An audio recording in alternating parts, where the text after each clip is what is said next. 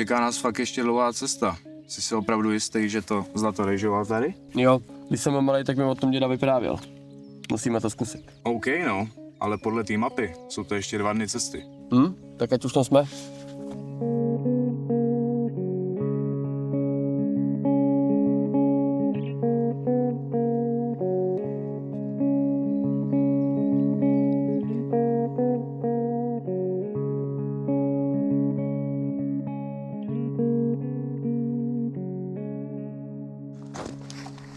Ty vole, Hotovo, co? jsem vyřízený. To já taky jo. To nic, budu nazbírat nějaký dřevo, rozděláme oheň, pěkný výhled, tak Jo. tady asi vyspíme, bych to tak viděl.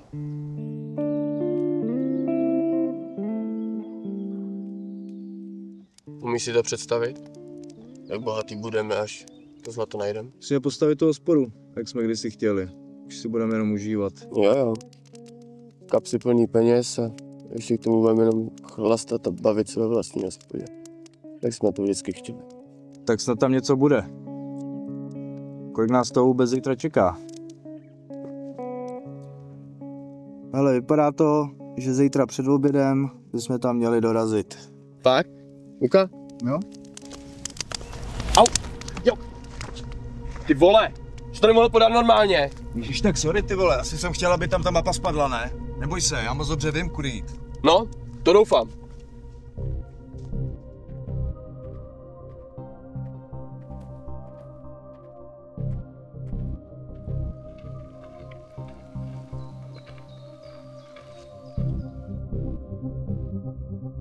A teď kudy? Počkej, snažím se vzpomenout, ne? Jsem to říkal, že jsme v prdeli. Všechno je ztracený. Ech to na mě. Dobrý. Zdravíčko. Dobrý. Prosím vás, můžu se zeptat, nevíte náhodou, kudy dračí rokly? Jasně, dejte se touhle cestou. A až dojdete ke křížku, dejte se na jih. Skrz les, pak uslyšíte potok. Ten protýká dračí roklí. Super, tak moc díky. Děkujem. Není zač, chlapi. Mějte se. Tak Taky. Dejte.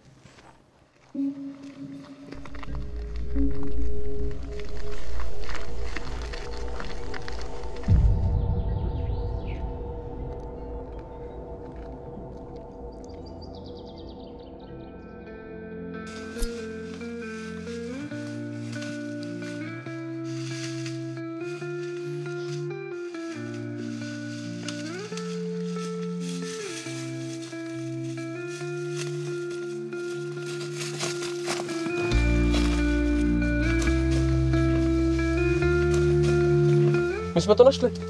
Ty vole, my jsme to fakt našli. A teď už jenom najít to zlato, vole, tak snad nám tady tu dělá něco nechal. Tak to jdeme zjistit.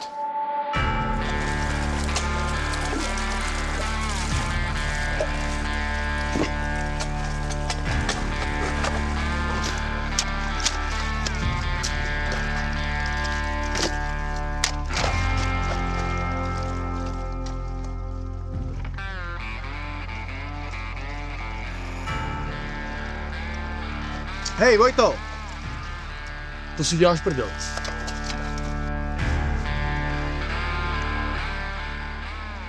No, mně tohle stačí, teď už najdeme jenom něco pro tebe. Jak po tebe stačí? A kdo měl mapu? Čí to byl děda? Díky komu tohle drží v ruce? To já tady budu určovat, kdo kolik si odnese. Já si dělal jenom prdel, ježišmarja. Si to klidně nech. To si pij, že si ho nechám.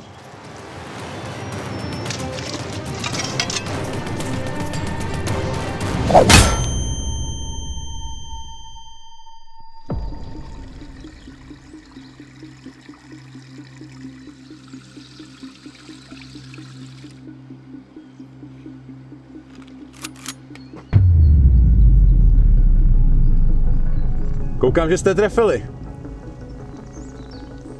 Museli jste najít pořádný kus zlata, když si ho zabil, co? To byla jenom nehoda, to. Mohl chtěl zabít mě a já jsem se jenom bránil to. A stejně jsme nic nenašli. Myslíš, že jsem úplně blbej? Moc dobře vím, co se o tomhle potoce říká. Ukaž, co jste našli.